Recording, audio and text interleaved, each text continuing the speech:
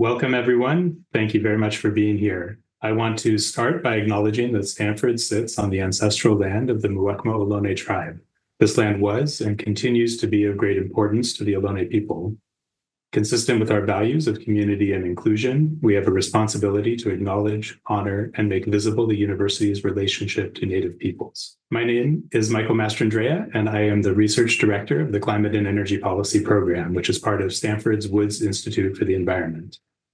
The Woods Institute is a founding pillar of the Stanford Doerr School of Sustainability and is celebrating 20 years of sustainability leadership, bringing together scholars from across Stanford's 7 schools to advance understanding and develop practical, just solutions to our era's pressing environmental problems.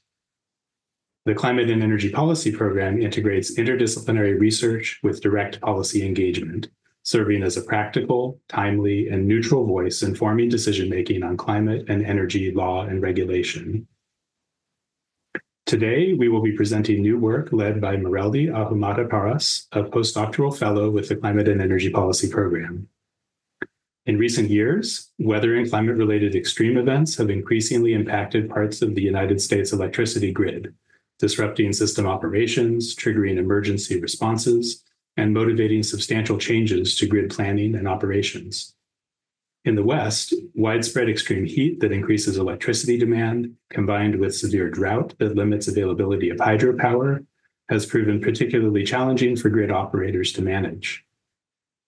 Due to such challenges and the expectation that they are likely to intensify as the Western US becomes hotter and drier, stakeholders are responding by pursuing initiatives that would increase cooperation and collaboration in meeting electricity demand across the West.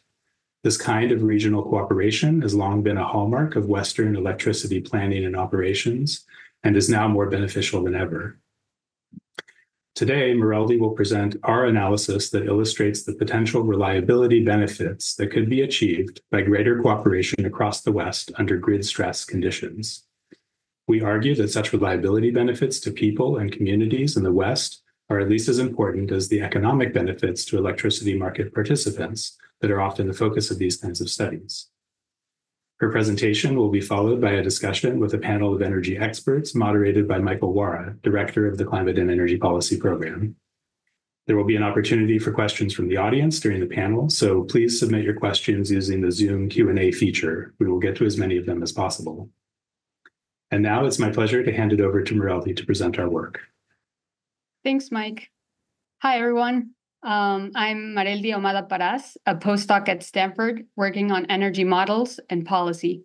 Today, I am honored to present our work on grid regionalization in the West, reliability benefits from increased cooperation in electricity markets and operations. As a precursor, I'll cover a few key concepts around grid reliability, who is responsible for operating the grid, structures in the West, and lastly, share our study findings on regional cooperation under stress conditions. This work is particularly relevant in the Western states in that in recent years, we have experienced more frequent and more intense climate extremes, such as droughts, wildfires, and heat waves. These events increase uncertainty of operating the electricity grid reliably and safely. System operators and other responsible stakeholders must constantly adapt to effectively meet consumers' demands under normal and extreme circumstances. Our study specifically then focuses on illustrating the potential reliability benefits of increasing regional cooperation during extreme conditions. We find that a single operating entity spanning across the entire interconnection has the most reliability benefits and reduces the time the grid is operated at risk of not meeting demand. Before getting into the details of our study, I'll talk about grid reliability. The grid is the largest single synchronized machine that interconnects consumers to generation. Unlike other commodities, demand and supply must be balanced at all times. Otherwise, the system can become unstable and result in consumers losing power. Under normal conditions, enough robustness is already built into the grid, and disturbances like a generator going offline or power line being struck by a tree branch is resolved automatically and seamlessly. However, when the grid experiences extreme events like droughts, wildfires, winter storms, and hurricanes, operators must intervene to mitigate the impacts of these conditions. The continental US is divided into three separate operating grids: the Eastern Interconnection, the Western Interconnection depicted in this slide, and ERCOT in Texas. The Western Interconnection is unique in that it is divided into 37 balancing authorities, which are responsible entities for system reliability and ensuring there is enough electricity supply to meet demand within their service territory. Balancing authorities can procure electricity through 1, dispatching generating units within their territory, 2, importing and exporting electricity with neighboring balancing authorities, and 3, selling and buying electricity in organized wholesale markets. Grid operations and planning are complex processes that need coordination between multiple stakeholders and across different timescales, spanning from decades in planning to build the poles, wires, and generations we will need, all the way to sub-second frequency control systems of the millions of machines that need to work synchronously. Beyond the structures of balancing authorities, there exist independent system operators, ISOs, and regional transmission organizations, RTOs, that in addition to the responsibilities of a balancing authority, also have oversight of interstate transmission and operate regional organized wholesale electricity markets. Although there are some differences between these two, for the purposes of our study and this presentation, we will use ISOs and RTOs interchangeably. The Western Interconnection only has one RTO structure called California ISO, or CAISO, that runs real-time market along with the voluntary participation of other balancing authorities. In addition, CAISO and the Southwest Power Pool SPP, which is an RTO in the Eastern Interconnection, are the two responsible entities that serve as reliability coordinators in the West. Along the complexities talked about this far, there are other challenges the grid faces today. Recent heat waves, wildfires, and high peak loads have pushed stakeholders to improve operations, update emergency protocols, and even call on the population to reduce their electricity consumption to avoid outages. For example, the 2022 text message sent by the California Governor's Office during grid stress. Operations and planning strategies that are in place today need to adapt to future threats, keep up with the growing electricity demands as we continue electrification efforts, incorporate renewables that change the energy mix, and comply with federal and state climate policies. As a response to these challenges, and something we will dive into with our panelists during the second part of this webinar, are two efforts in the West around increasing regional cooperation through an RTO-like structure. One, the West-Wide Governance Pathways Initiative proposed by CAISO and 5 other Western states.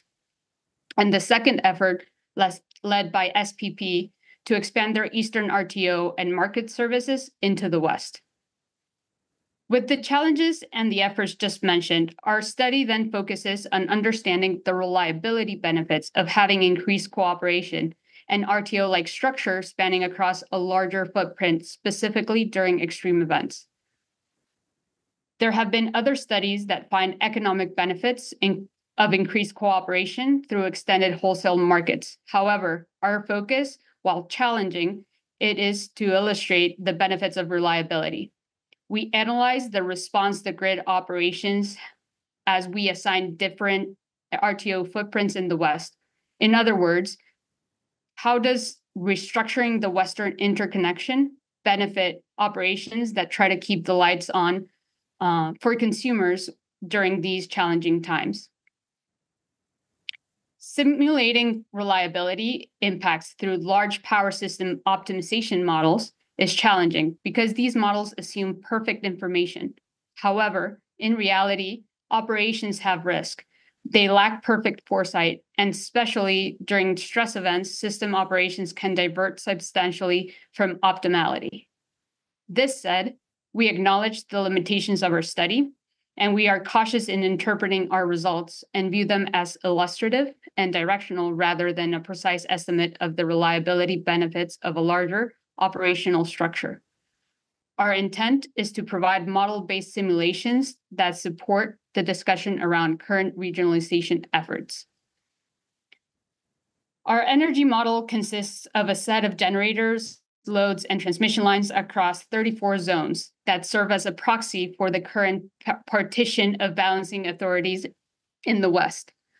We use a snapshot of September 2022 data for our simulations and run continuous operations for 1 month under stress conditions by solving an optimization model that dispatches available generation to meet demand in all zones. We conducted our analysis in 2 dimensions. One, a geographical dimension with 3 different partitions of the Western interconnection depicted in the top figure. The cases are set up to represent a progressively growing cooperation region in blue, where cases 1 and 2 are divided into 2 subgrids, and case 3 is the final formation of a single west-wide RTO-like region. Subregions in this case are considered operating islands, preventing any imports or exports at the seams. We understand this assumption is a worst-case scenario that would assume inability to rely on neighboring balancing authorities outside this subregion. It disregards the market structures and long-term contracts that exist today. However, this is intended to simulate an operational fragmentation at stress conditions, an assumption made in several other power system assessments. The second dimension is around the level of stress the grid is subject to. We set 3 levels of stress benchmarked against the actual system behavior in CAISO during September 2022's record peak demand shown in blue. The 3 stress levels represent increased load and in magnitude that reflects the effects of different extreme events. Level 1 in green is a baseline operation for the model. In yellow, level 2 is a 15% increment from that, and level 3 in red represents a 40% increment beyond the model baseline load, which matches the level of stress experienced at times during 2022. To evaluate reliability benefits, we use 2 metrics. One, the hours at risk, referring to the times the system is above a risk threshold, indicating system stress, meaning that the system is running at full energy or economic capacity with reduced flexibility. The second, the unserved energy, that indicates times where a loss of load event occurred and generation was not able to meet demand in a certain zone. As context for these results, this figure shows the available generating capacity margin for each BA or each zone. It is an input of the model and allows us to understand the starting point of each zone, since they all have different demands, resources, and thus determining their initial vulnerability. For our findings, we ran 9 total simulations, 1 for each footprint partition under 3 levels of stress.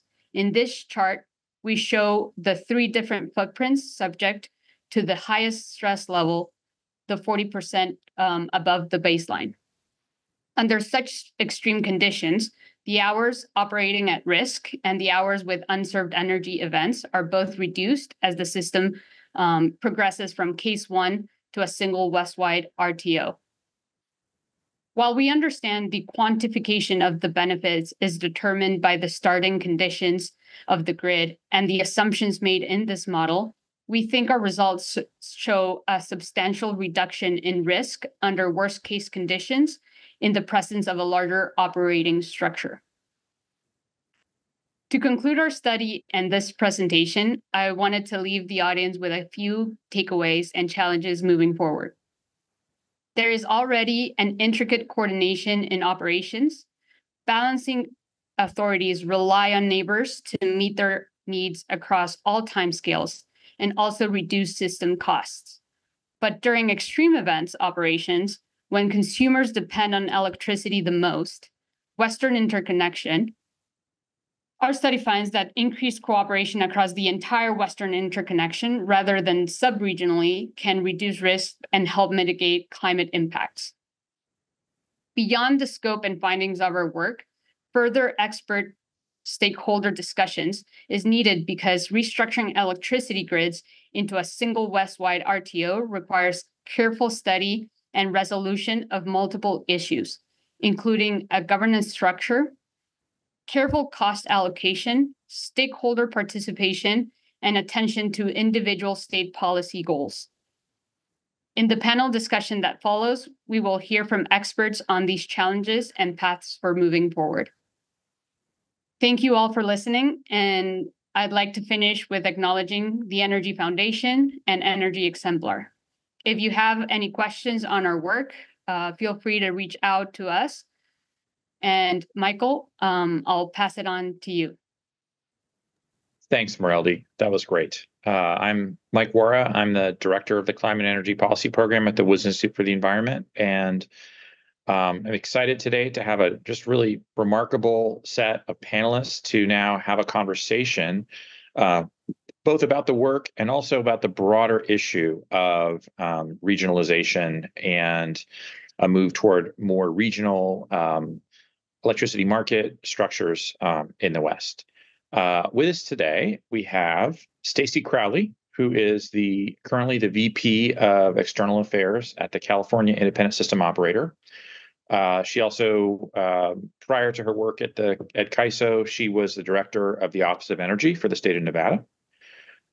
We're also excited to have Kathleen Stacks, who is the director of Western Freedom.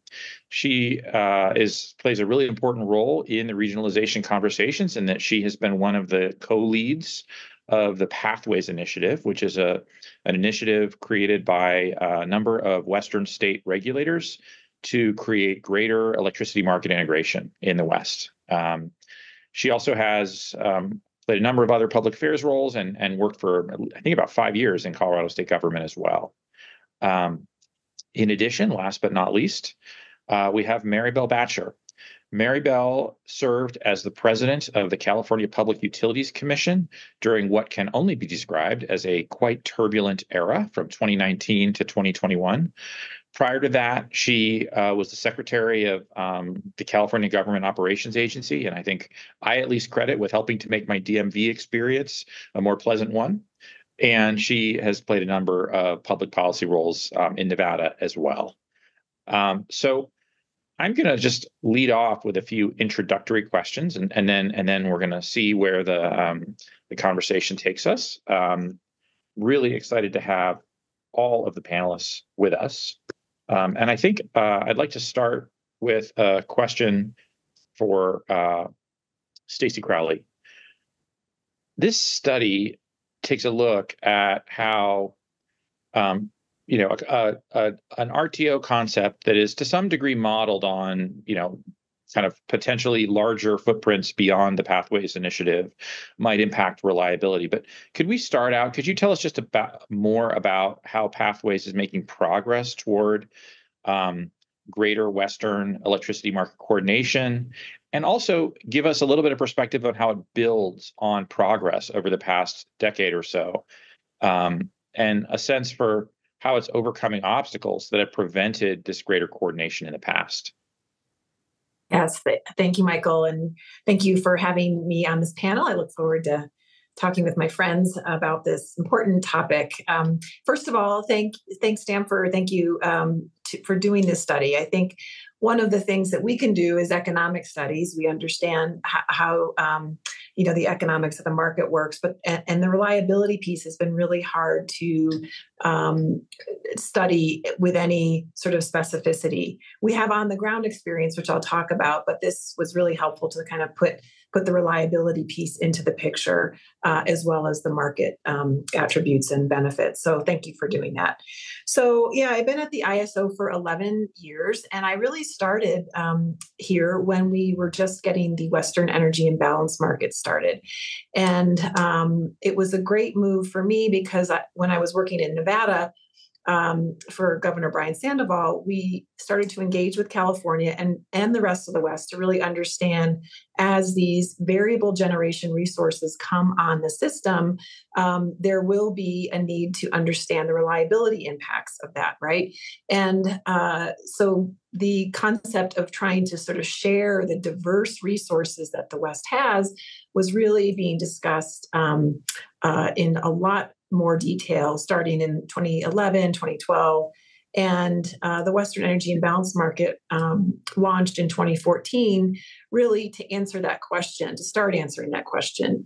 It was an incremental step that did not require any handing over of control or assets to an independent system operator, but allowed utilities to take advantage of the real-time market. And I think that was sort of, it's going to be the theme that we hear both from Kathleen and Maribel, that the incremental approach has really seemed to work in the West. And so that was sort of the start of the coordination in the West with our energy system to any real degree. But there was a lot of conversation in history. In fact, the Western commissioners, as they did with this Pathways Initiative, they were the ones that asked utilities around the West, what are you going to do as you get more renewable generation onto the system? It was called the PUC EIM group, and they asked market operators, utility folks to tell them what can we do to make sure that we are providing reliable energy to our customers. So it's really been great to see the commissioners engage across the West and really understand from their perspective what's important, not only reliability, but the costs associated with it. And the market has really shown that the costs can be reduced for all participants by sharing in that diverse set of resources across the West. So it's really proven out. I would say, to answer your question specifically, the reliability piece, we have now seen examples in the Western Energy Imbalance Market when we've had stress conditions, both in the heat, either the long heat waves we've had, or under wildfire conditions, as well as the cold a snap that we had even as early as Martin Luther King weekend this year, that the Western Energy Imbalance Market was able to find energy in the West and transfer it to where it was needed. It was a real reliability support system, and the communication and coordination amongst the utilities has really demonstrated that this market and that the conversations and coordination with the Western utilities have worked in helping reduce the stress on the grid. Now, it doesn't eliminate it, but it has helped it. I think as Mareldi talked about, and your report talks about, there is deeper coordination that could occur to assist with reliability in the long term, either long-term transmission planning and resource planning that recognizes the benefits of that large geographic footprint and the diverse resources that we have. I could go on and I could account the history of things, and I will just say that it has been such a pleasure to see this evolve and the relationships around the West really improve and get enhanced by this coordination. And yes, we have tried to deal with the governance situation that we talked about, being that our board is appointed by the governor and confirmed by the Senate. We've tried to do that in legislation in the past, but I think this incremental approach and proving out the benefits of the market is the best way to go. So I will turn it back to you, and we can certainly talk more about those aspects. I'm going to ask it's in a way, it's a follow-up question. I think Stacey, you just gave a really, a nice, give the audience a nice picture of kind of the evolution that has occurred and the gradualist approach that's been taken. But of course, coordination, California has a set of interests, and it's just one among many sets of interests. And I wonder, Kathleen, as you've been working in the Pathways Initiative, if you could just talk to, share how other states that are interested in these kinds of tighter relationships in the electric power system, how they view the process, what interests they have in greater coordination, and also, where there are challenges.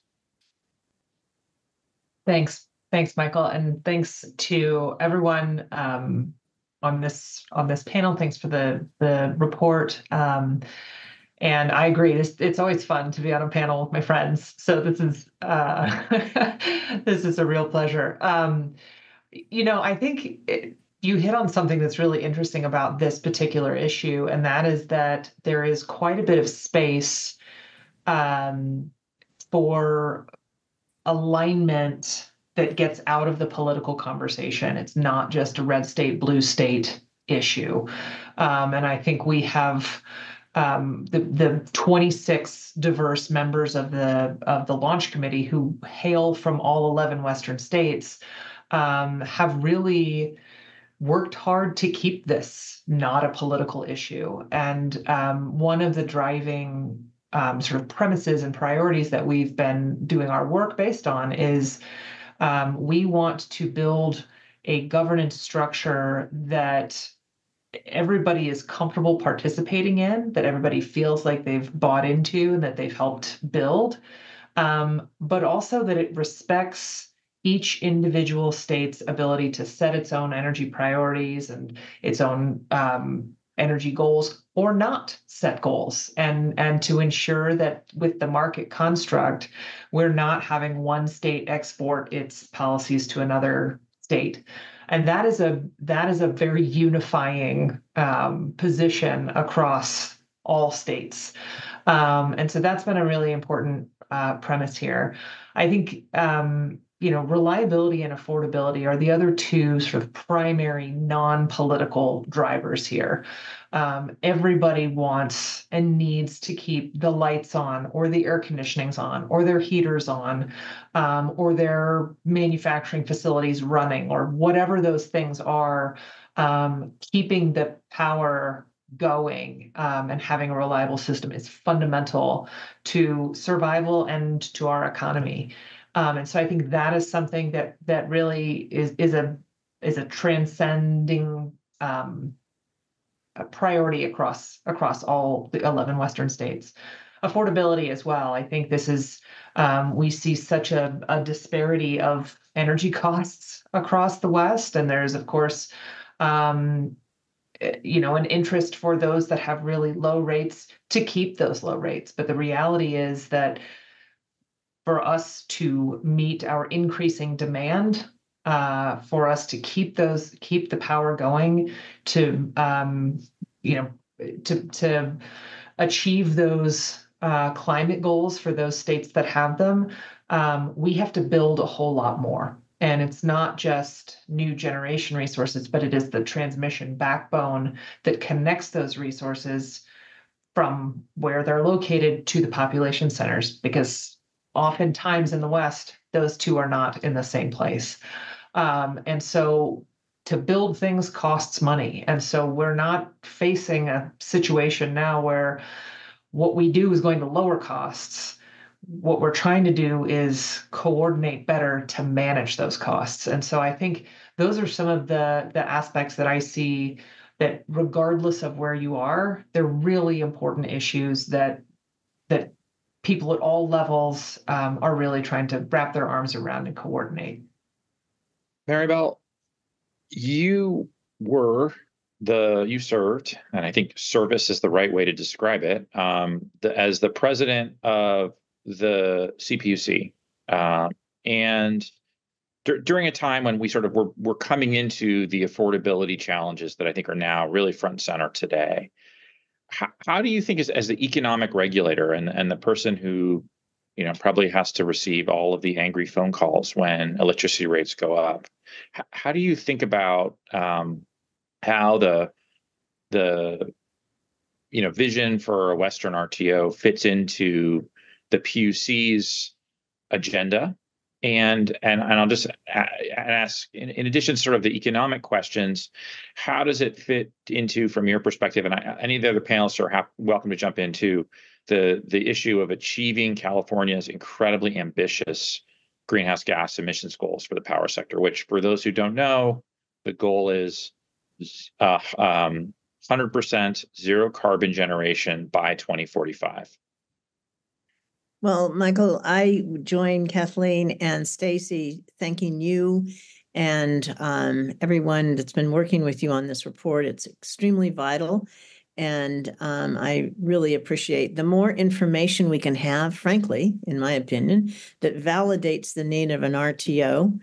And what I think will be the success of an RTO is just extremely, extremely important.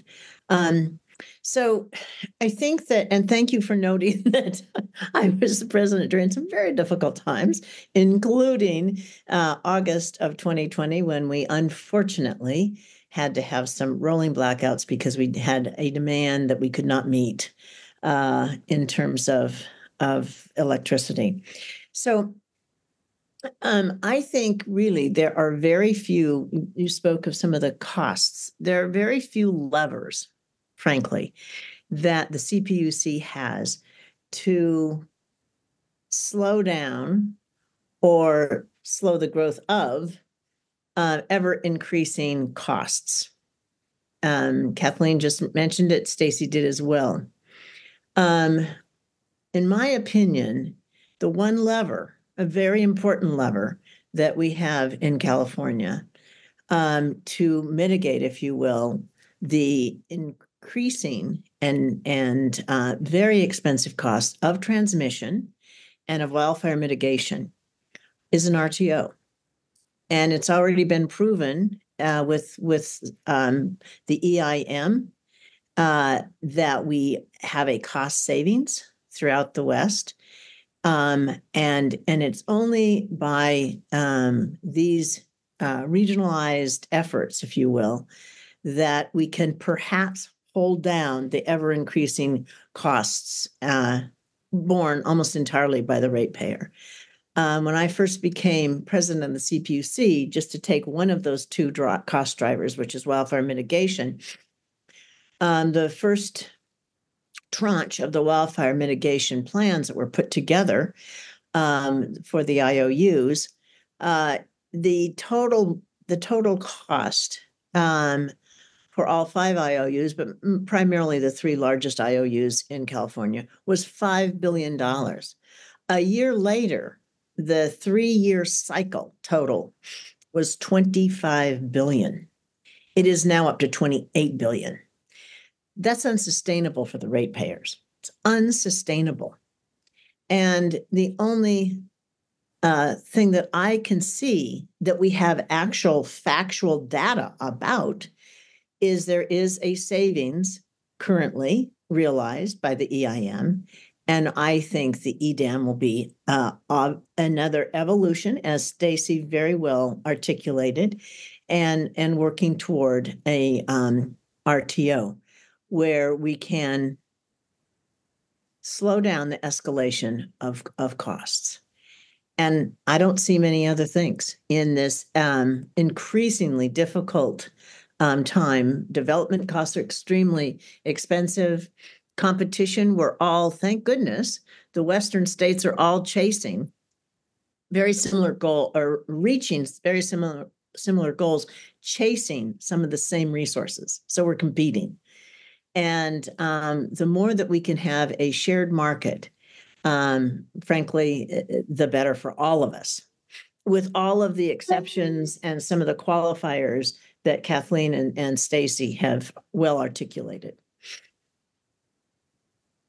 Michael, if I can add to that, I completely agree with Maribel, and she and I've had conversations like this for years. This is the one thing you can do that doesn't cost money, right? It's the thing that saves you money.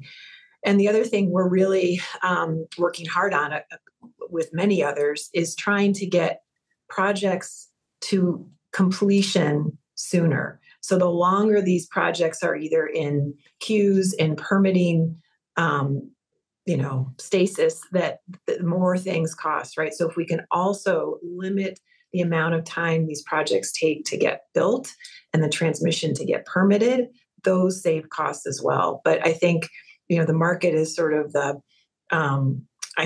clearest way to do that. And if we can help kind of reduce the time it takes to build things, because to your point, Michael, and Maribel, to get to the state's SB 100 goals, we use the CPUC and CEC's demand forecast and resource procurement strategy, they are expecting to need to add 165 gigawatts to the system by 2045, additional gigawatts to the system. And so that's an average of more than 7 gigawatts per year to get there, right? I think the state has done really well over the past couple of years. We have, I think, put on over the past 2 years, nearly 11 gigawatts. And that's a lot, and that's fast. And I think if we need to keep doing that. So to try to shorten also the permitting and build time of these projects can help save money as well. And may I just add to what Stacy just said? It's actually a little bit more than 11,000 megawatts. It's because we did 11,000 in what year was that? 2021.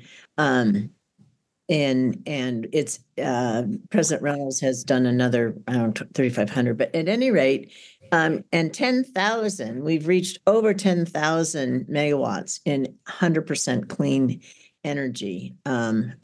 Excuse me, I misstated. 100%, 10,000 megawatts in backup storage just in the last 3-4 years. And in terms of reliability, it's critical, and it's working. In a stress situation, it has just been a godsend.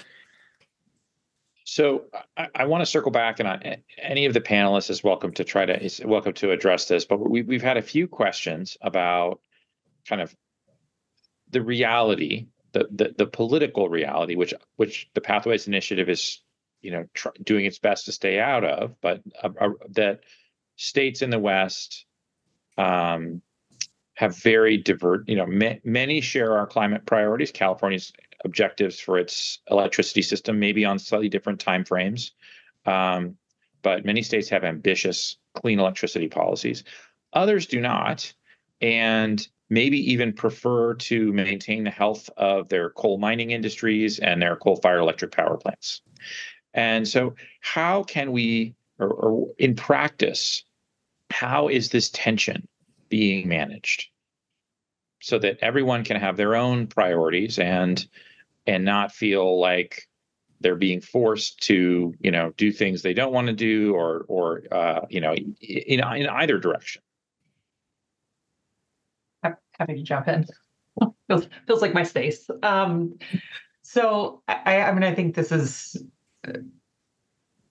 one of the great tension points. We're talking about a absolutely massively increasing demand of electricity, even if you don't retire any of our thermal generation in the West. We just need more generation resources and more transmission everywhere. And for many of those new carbon-free resources, they are being developed in some of the lower population states. And so there is some, because that's where there's really great resources. And so there are some economic benefits associated with developing some of those resources in places like Wyoming or New Mexico, and taking them from those places to bigger population centers. So there's some economic benefits here to developing more resources in some of these states. I think the market is going to help dictate the price of these resources, and so it is not necessarily that one state's energy priorities are going to be forced on someone else, but a market is going to do some of that forcing for sure. Having said that, again, we need the power, and we're going to need to develop new kinds of resources quickly to be able to meet some of this demand. So I think that's one of the other things that is potentially an area of compromise and alignment is in this sort of innovation and research space. You were seeing, some nuclear development in Wyoming, and so things, a lot of hydrogen conversations. And so I think as we are continuing to explore new kinds of generation, I think there's some really good opportunities to engage all of our states in those conversations. There's no question that these transition conversations are going to continue to be hard. And I think at some point that reliability and affordability tension that's where the politics are going to have to land. You're going to have to find a way as a policymaker to keep the lights on and to keep the costs low for your consumers. And I think that gives some opportunity to make political decisions that may have unintended consequences of reducing carbon as well. I can, if you don't mind, Michael, I was just going to add from the independent system operator's perspective, I think we are very sensitive to that issue, that exact issue, right? And I think we developed, just for an example, when the energy imbalance market began, California had a cap and trade program, and that was it at the time. And folks outside of the state of California, or folks that did not provide energy to California, didn't want to have to pay any additional costs to if they weren't having to comply with that. So we created a market mechanism that really only charges those units that get dispatched to serve California load, what we call a GHG adder, bid adder, just to make sure that they're compliant with the state regulations. Washington, several years later, developed its own carbon policies and a different type of carbon program. And we worked very closely with the folks in Washington to recognize how to also recognize their policies and not unduly influence others who weren't either going to serve Washington load or California load.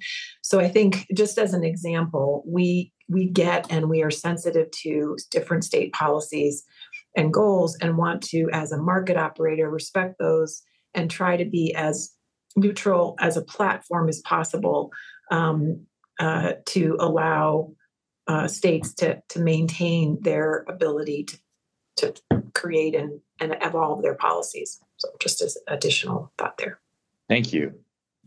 We had one question from the audience that I think harkens back to the challenges that the California grid has had both in 2020 and 2022. And in 20, we had some rotating outages for a few hours. And in 2022, we also had a very close call, but we're able to avoid rotating outages thanks to a well-timed text message and an all-out effort to bring resources onto the grid to meet a really unprecedented level of electricity demand. The question is, I'm going to try to paraphrase this, but operationally, how does and maybe this is one for you to take, Stacey. How does just more effective exchange of information during these shortage events compare to a single dispatch coordinator, where a single entity is optimizing which power plants are turned on and turned off? Could you because that's really the moving toward unified, optimized dispatch, which for those who are not living in this world just means which power plants are turned on to meet to supply electricity to meet the demand from the grid. That's where this process would move to in the long run.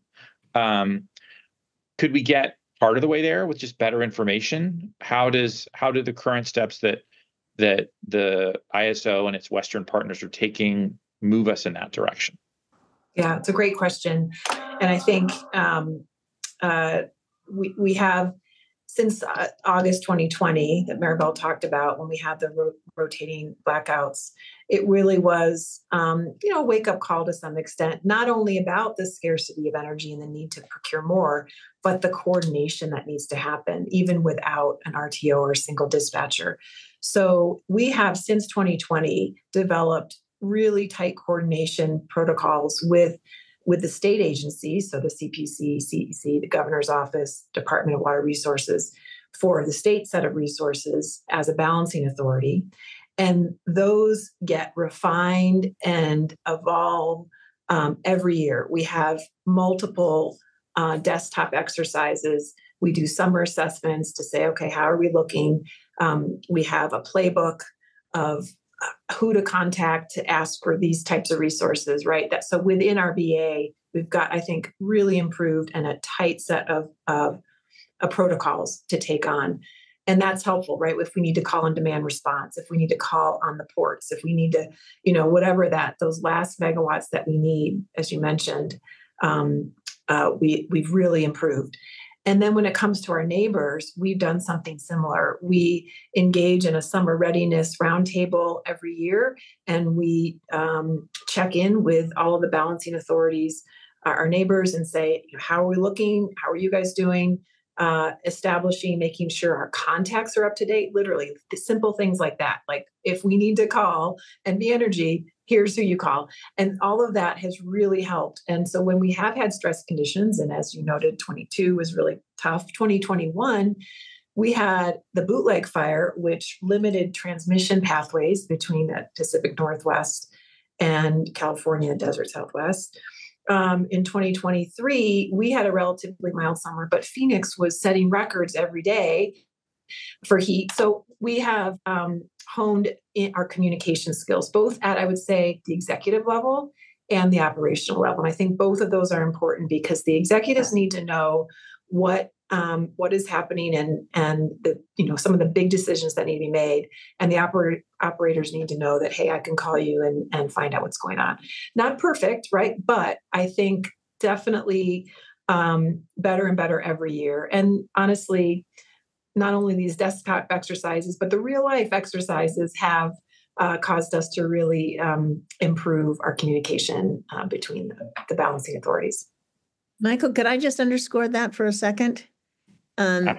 Because living in real time in 2020 with the rolling blackouts, as Stacy noted, we now have a playbook. We now have decent numbers to call. I jokingly at the time, and it's been picked up a lot, said, I'm dialing for megawatts. We literally, every megawatt, one was important to us. And we developed the playbook literally in that time period. And then, of course, the root cause analysis that the governor established for us to do among the CEC, the CPUC, and CalISO taught us an awful lot, which again honed this effort of coordination and collaboration. I've heard some criticism in the past that, every 2 or 3 years they talk about better communications. Well, I kind of reject that criticism because it improved greatly. Now, it improved during a crisis situation, but we built on that and have continued to build on it.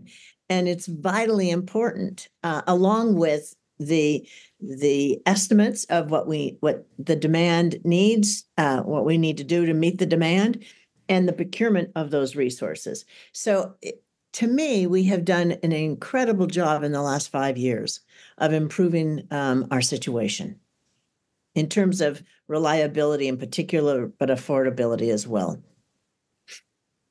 We've had a number of questions in the chat. I'm going to invite you, Maribel, to start, but anyone else who wants to jump in about the role that distributed energy resources might play in meeting this demand, right? Could we, shouldn't we build as much rooftop solar, distributed batteries, perhaps, also find ways to find demand response in the system? And what role does that play as an alternative to building large generation resources and utility scale batteries? Well, this is an ongoing question, and it's the question of what is most cost effective and what is most effective in terms of delivery of electricity in a time period. I quite frankly think that it's sort of like there isn't one answer, there's several. And I think that it's extremely important that we have distributed energy. And we found out, you've read, Stacy recognized it, you did as well, that demand response has also played a much stronger role than it had in the past. You know, when you think about that, we've got to build 7,000 megawatts annually to meet the California growing demand until 2045. It's kind of unimaginable.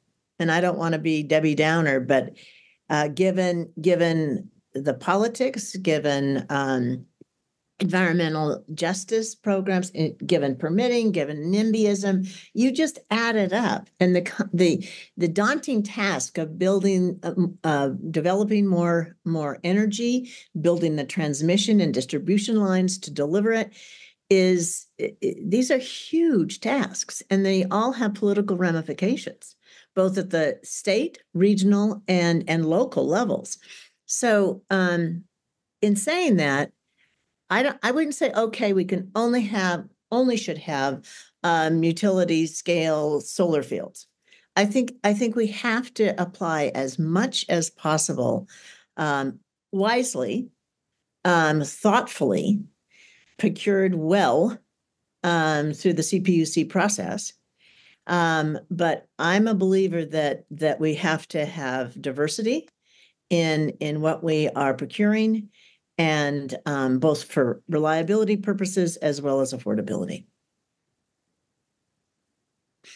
We've had a couple of questions as well asking about load growth in different ways and how that fits into this picture and in the sort of broader regionalization picture. One of the webinar participants asked about demand related to electrification. Another asked about data centers. Those are two hot topics these days in electricity conversations.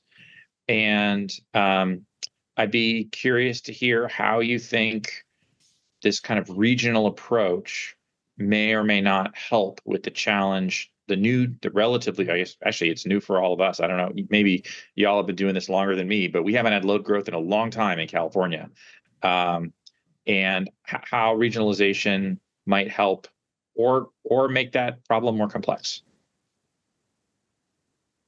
I'm happy to jump in on this. I think one of the interesting things about both of those areas of load growth is that we're seeing them across the West. There's, certainly some hot spots for, data center growth, but really we're seeing all kinds of large loads need to locate wherever they can get the power, which is a big challenge. And so I think having, number one, sort of knowing that everybody in the West is dealing with some form of this projected load growth makes this a regional issue. But I also think that, for many of these companies, being able to tap, many of them have, particularly on the data center and the tech side of things, many of them have very aggressive clean energy goals as well. And so they need to be able to access a much bigger footprint of zero carbon resources than they are probably able to get from any one sort of small utility footprint. So for them, this is a really important part of reliability, affordability, and sustainability. And so it really hits all three of those goals. And I think you have seen the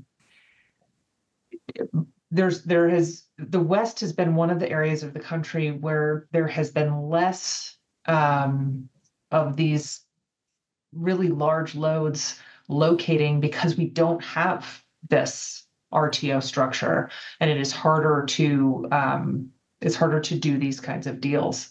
So as we increase coordination, we're seeing the organization I work with works with a lot of large commercial and industrial customers. And what we're seeing is a lot more interest and a lot more engagement from many of these companies across all kinds of sectors, everything from tech to manufacturing, to retail, mining, oil and gas. All of these large energy users are starting to see the West as an opportunity for investment and for jobs, because we are having these we're making progress in this regionalization conversation. And so I think it can be a very exciting conversation, and yet at the same time alarming. We're seeing some utilities who have said we can't take on new large loads, which runs in direct contrast with economic development goals of these states and having open business, incentives and things like that. If you can't get the power you need to power your facilities, you're not going to locate in these places. And so I think what we're seeing from the customers themselves is a lot more interest in investment in the West as these regionalization conversations are progressing. So I would just add, sure, briefly, that an ancillary benefit of a market is transparency. It sort of adds a layer of transparency of what's going on in terms of where loads and demand are and where resources are going and what kind of resources. So just a quick add-on to say that the transparency of a market does help in these situations when folks need more information, right? Where these pockets are and how to serve them. I think we have time for one more question, and so this is kind of a tough one, but I'm going to put it out there. One of the participants asked it, and so the question basically amounts to, it sounds like governance is the big challenge for moving in this direction. And I think they're curious. They're an East Coast person, and they're curious about how the governance conversation is likely to evolve in Western states, including California, and in particular, as was discussed, the California mode of appointing the board of the California Independent System Operator. And so maybe, Kathleen, could you just talk a little bit about phase 2 of the Pathways Initiative and what your hopes are for phase 2 and what the next steps are? Absolutely. And I think there's a couple of things even before I get to phase 2 that are really worth noting. Attempts to change the governance structure of the CAISO legislatively in the past have met with a lot of resistance for a lot of reasons. In part, there wasn't the demand for this change from the rest of the West. We didn't know exactly what we were asking them to change to. And so it's hard to ask a legislative body to give up control when you don't know exactly what you're giving it up to. And so there was a lot of opposition in past from groups, from environmental groups, from labor, public power, others. And what we have now is a group that includes those interests and those voices, and we are all working together towards a very creative solution to enable the CAISO governance to stay intact, and to continue and to remain over the balancing authority functions that the CAISO also has, in addition to being a market operator for the real-time and day-ahead markets that will be offered to the full West. And so what's happening is we are proposing to create a new entity with an independent governance that can then contract back with the CAISO for those market services, so that can then grow and add market services itself, add transmission services onto that separate entity, and that is built by the West. And so we're building on a relationship and all of the market constructs that the CAISO has been so successfully offering, trying to keep costs low, but acknowledging that this independence really has been a massive barrier. And so we're getting creative. Stay tuned. Excited to see where this goes. Well, we're at time. I just want to say thank you to Mareldi and Michael for the earlier, Mareldi especially for your work and the earlier presentation. The paper is available on our CEPP website if you're interested. And thank you to our outstanding panelists for this conversation. I'm so grateful to the three of you for taking the time this afternoon, and wish you the best of luck in your afternoon. And everyone, thanks for attending and have a great afternoon.